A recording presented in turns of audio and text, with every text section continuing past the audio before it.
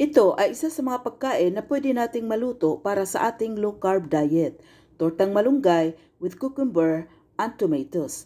Ayon sa nakikita dito, ang recipe na ito ay may 4 na pirasong itlog, 1 tasang malunggay, 1 pirasong cucumber at 2 kamatis.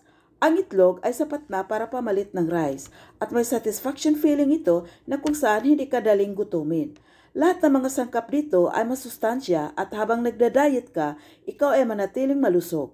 Di na kailangang parusahan natin ang ating sarili sa sobrang pag-ehersisyo para lumiit ang tiyan o ibang bahagi ng katawan. Mas mabisa po ito kapag sinasabayan mo ng intermittent fasting. Siguro, alam mo na ang intermittent fasting. Kapag di mo pa alam, mag-research na lang po kayo tungkol doon. Ang recipe na ito ay isa sa mga magagawa natin para makatipid. Dahil sabi nila, kapag di raw kakain ng rice ay magastos dahil mahal ang isda, gulay at karne. Kaya isa po ito sa mumurahing pagkain na pwede nating ihanda. May mga maraming benepisyo kapag tayo ay mag-low carb diet. Bukod sa ibabalik ang katawan mo nung kabataan mo pa, matutulungan ka din na bababa ang sugar level mo.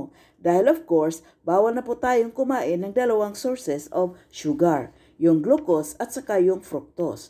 Ano pala ang glucose? Ito po ay nakikilala nating matatamis na pagkain dahil sa sugar, katulad ng asukal, cake, ice cream, soft drinks at iba pa. Ang fructose naman ay galing sa mga prutas na matatamis, kaya di na po tayo pwedeng kumain sa mga prutas maliban sa avocado at matatandang buko.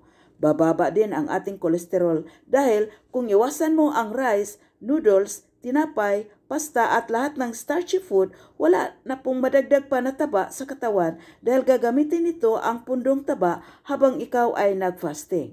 Sa totoo lang, kapag masanay na ang katawan mo sa ganitong diet ay hindi ka daling gugutumin. See you in my next video dahil marami pa po kayong malaman dito.